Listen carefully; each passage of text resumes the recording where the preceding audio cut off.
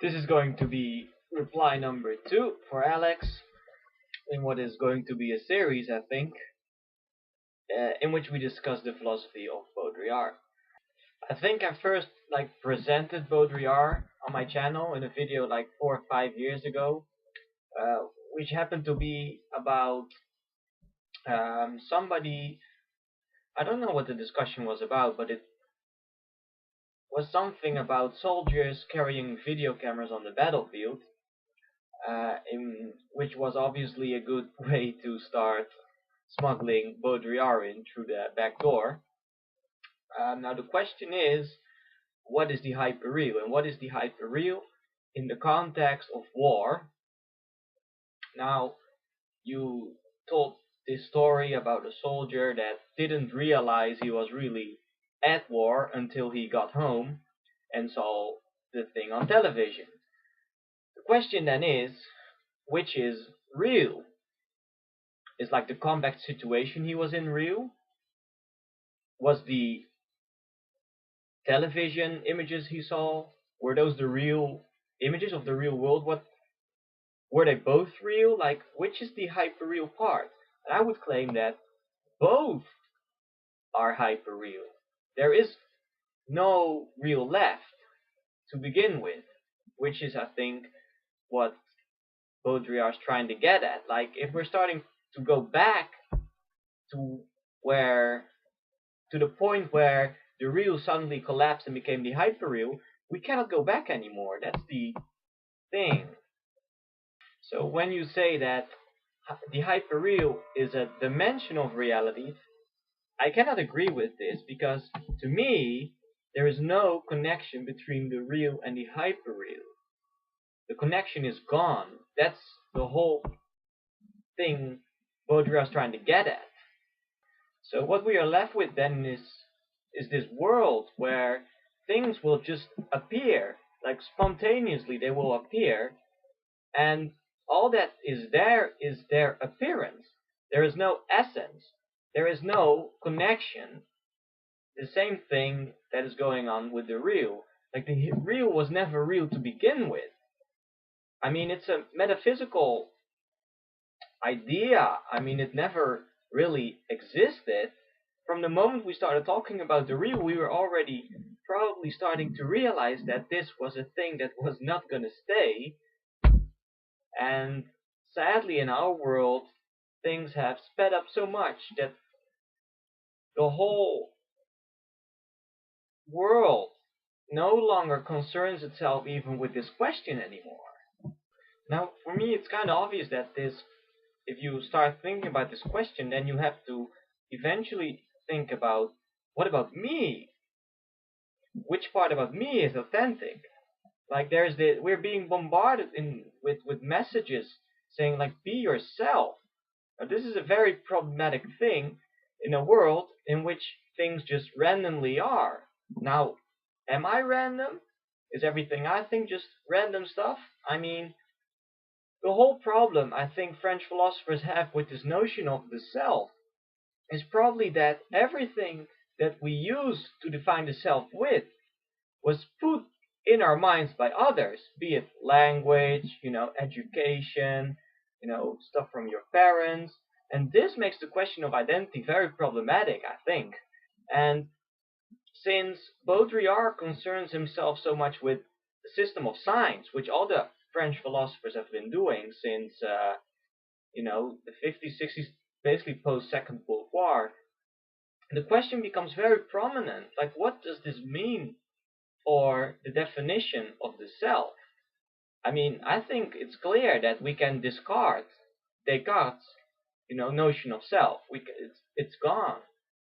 And then you end up in our consumerist world in which we desperately try to construct a self using consumer goods. Now, like you say, like you wore your spiky bracelet and you had your hair all done, to say I don't accept certain things that society imposes on me. But by doing that, precisely by doing that, you accept society to the fullest. I think that the people that are normal are actually the ones that are probably most critical about it, companies that produce stuff for us to consume, the same companies that will say be yourself, obviously they have a big advantage when people start wearing bracelets to school, be it spiky ones, because that's when they start selling stuff. That's when they can start designing new identities for people. And this is when they start thriving. And this only can be done if there's enough people. Ideally, if everybody starts getting critical, because people that get critical will try new stuff.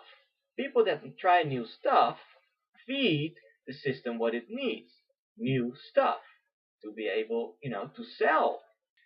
The great irony is that the same philosophers that thought up all this stuff in May 68 tried to stage this revolution, which involved probably 1 million of workers, and it didn't matter in the end because, the criticism was absorbed by the system and eventually put to use by that same system. And you can notice, especially in Europe, maybe not in the United States, but especially in Europe, since the 70s, governments have been implementing these like socialist, leftist programs, to help the poor people. Basically, what all the communists were proposing, and you can see that now those governments, for example, the Dutch government as well, has a lot of problems keeping these programs intact because they start costing so much money. We cannot keep it up anymore, and so these programs are the first to go.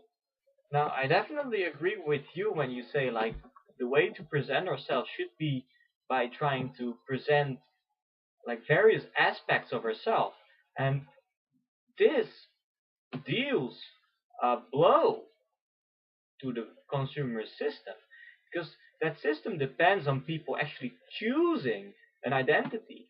And if they choose that identity, they're going to consume all the goods that are associated with that identity. And ironically, if you accept all identities as they are, and if you simply start, through this, presenting various aspects of yourself, there's no need anymore to buy any of the goods associated with any of the individual identities.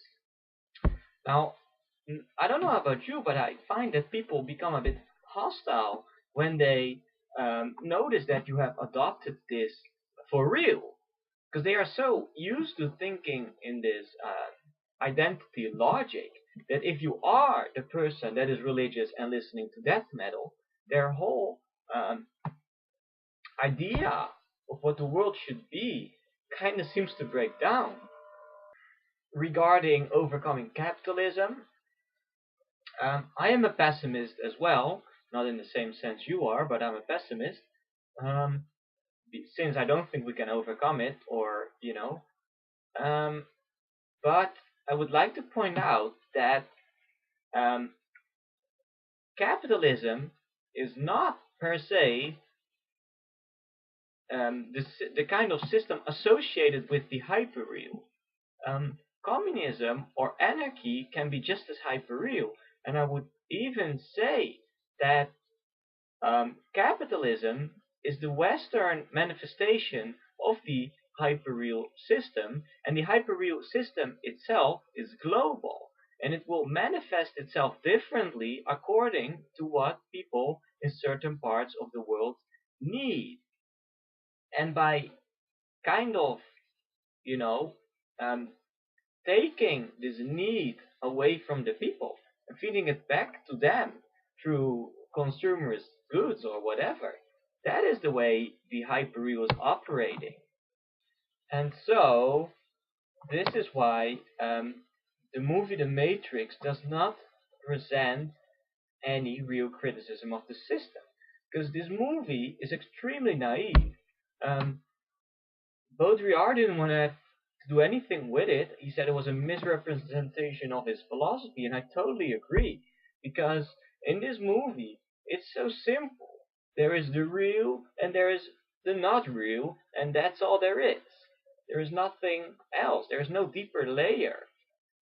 And in the second movie and the third movie, they try to, kind of deal with that problem of the movie basically being too shallow. And they ultimately fail. Everybody was waiting for this big cliffhanger, and it didn't come, except in the form of some like truce between man and machine. And in this, the whole problem with the hyperreal wasn't even addressed at all. It doesn't matter where you're going to battle the hyperreal. Um, in the case of the Matrix, if you're going to battle the hyperreal inside the Matrix, that's just as valid as battling it outside of it. And as you say, it's extremely hard to battle a system that absorbs all the punches you throw at it. Should we try to squeeze the hyperreal out of that sponge? Um, I would say that first of all, we have to start realizing there is no sponge to begin with. The hyperreal functions basically by hijacking empty signs. And this is probably a battle that is personal for most people. It's where you say, hey, I'm not gonna choose an identity. I'm not just gonna, buy all the goods associated with this and that. And you might say that there is some awareness of this today, but the problem is if people with mouths start getting aware of it and spreading that message, obviously that movement is hijacked as well. And this, I think, is the situation we've been stuck in for at least since this May 68 revolution. So if we're gonna like think up this gift that will, make the system collapse because it has no other answer, this is going to be a very, very difficult challenge, and I don't think the answer can be found in the whole of Western philosophy. We probably have to start thinking outside of our borders to find something that is subversive enough to put an end to the hyperreal. And if this is not going to happen, then eventually, the physical structures of the that keep the hyperreal in place will eventually collapse. That's not a question of if, that's a question of when. I mean, the internet's going to end someday. When we're not there anymore, when there's no computers anymore, I don't know. But obviously, can we do something about this in our lifetime? We will see, I don't know.